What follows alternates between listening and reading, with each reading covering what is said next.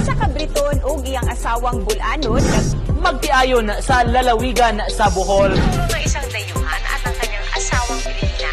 7 taon ng mag-asawa sina Terence at Beth na nakatira ngayon sa lungsod ng Talibon, Bohol. Suportado ni Congresswoman Alexi Totor ang programang pabahay ng mag-asawang Martin sa probinsya ng Bohol dahil sa inisyatibong tumulong sa mga Boholano. Don't forget to share and subscribe our YouTube.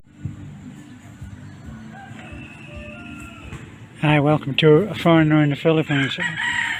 We're over at the building of House 69. I just went back to my truck to get my bag, and I thought good opportunity to take you a walk.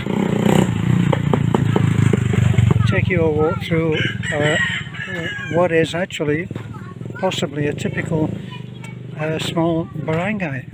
But this one has a nice road going through it and quite a few cement block houses. There's the sari store, also selling lots of firewood too,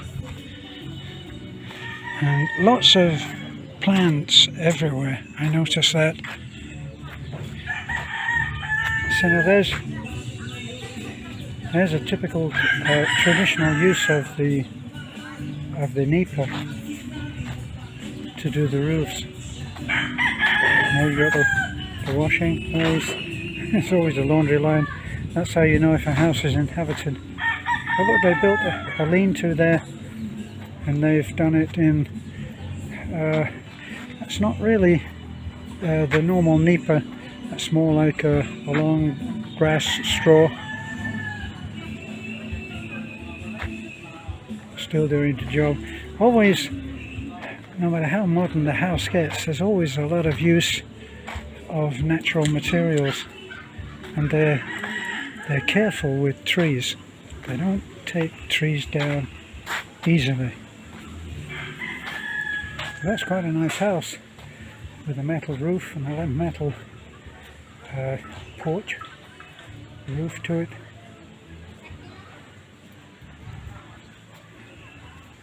There's a laundry again, and quite a nice fence. So I'm sure that if Beth were to look at this, she would say, the wife is a teacher and the man is a seaman. So now we're going and getting closer to where the house is, which is not in the center of the barangay. Everywhere you've got the coconut trees, and you're not allowed to go in and cut down coconut trees wherever you want. You really have to get a permit to do that, really, and especially they protect the mangroves, which is where we were working with in Tai. And this is, here's a well.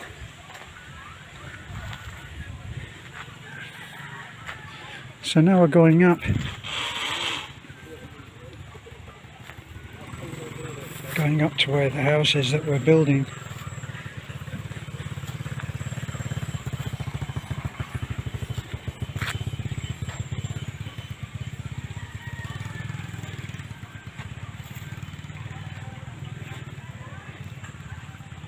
So we have a lot of volunteers in today. We did actually invite the police to send up a couple of guys if they wanted to. But we messaged them. Normally we go down there, and that usually produces some volunteers.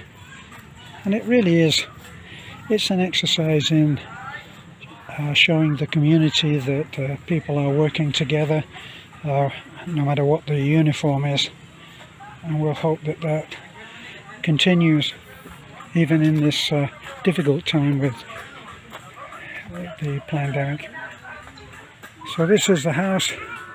This is the house that Johnny's family are living in at the moment. It's really not so bad, but it's okay on first glance, and then when you walk around it, you realize that it's really not that great. And these are the young ladies, and this is lovely. She has made friends, of course, immediately. And not bang anymore. I asked her name. What is her name? Lovely. Her name? What? Okay. Well, I'm sure that viewers may have heard that, but I didn't. Atia. Altia Marie. Sia Marie. Okay. Daddy Altia. Altia. Alcia. Altia. Atia. Altia. Okay. Close enough for an old fart. Altia. Okay, I'm walking around the house. A lot's been added to on this, look, in bamboo. But as with so many houses, some of the walls end up being in tarpaulin.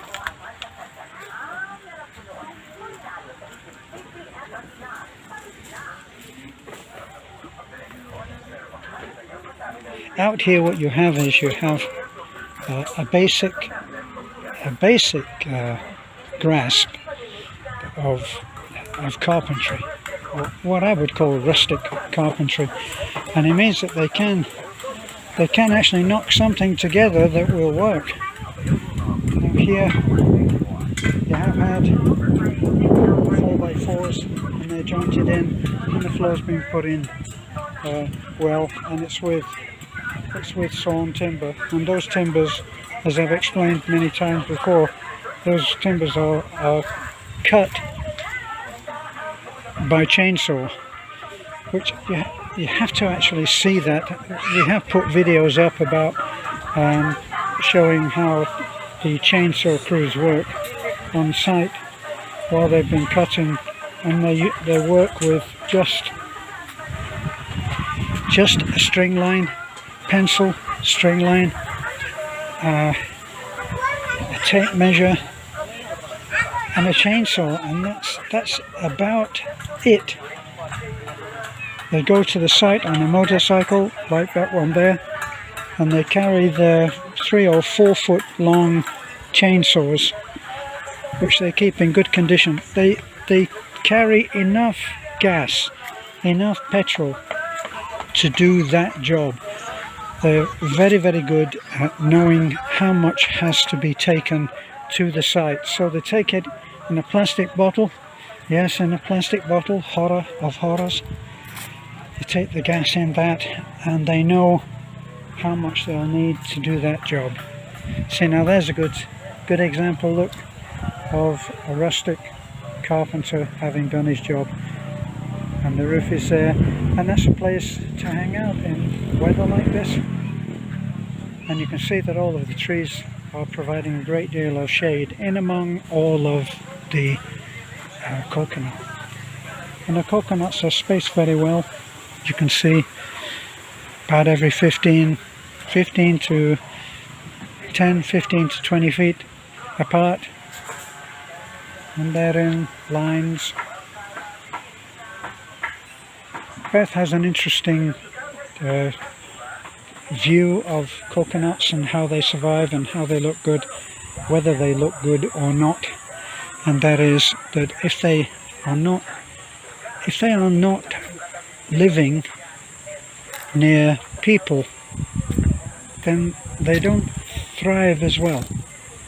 In order to thrive, they have to be near people who not just taking care of them. There's some symbiotic relationship between them, and you see a demonstration of this when we're out and we're in, let's say, land that is not inhabited. We drive for approximately two miles from our house down to the road, and in that 2 miles there are only a few houses dotted along the way, and the lonely coconuts don't do so well.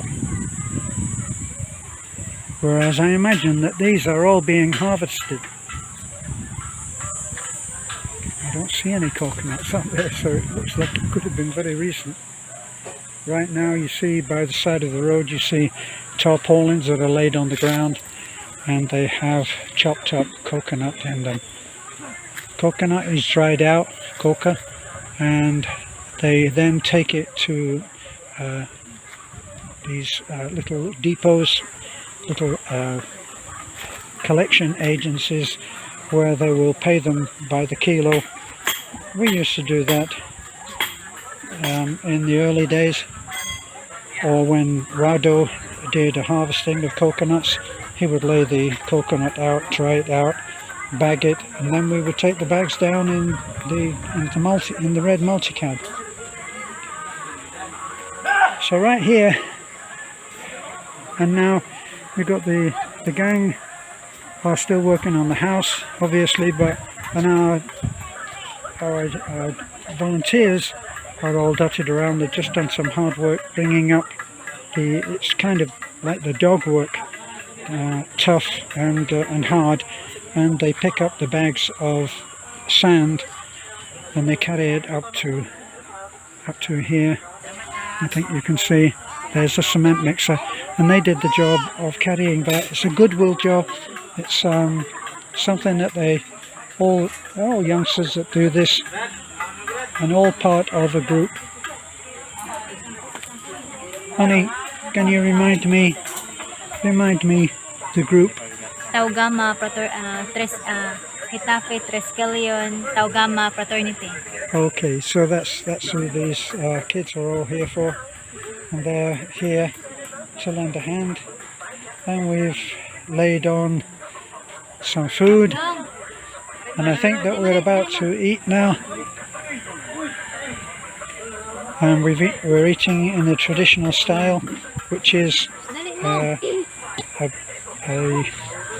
leaf. We've got the leaf there on the other side, underneath. Okay.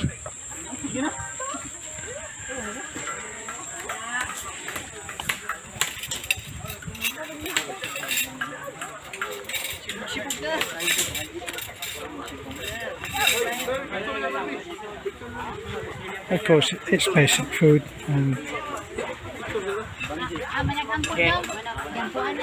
and soda pop, Royal Orange, Sprite, Coke, and there's a couple of girls here too, maybe 2 or 3, and they're in.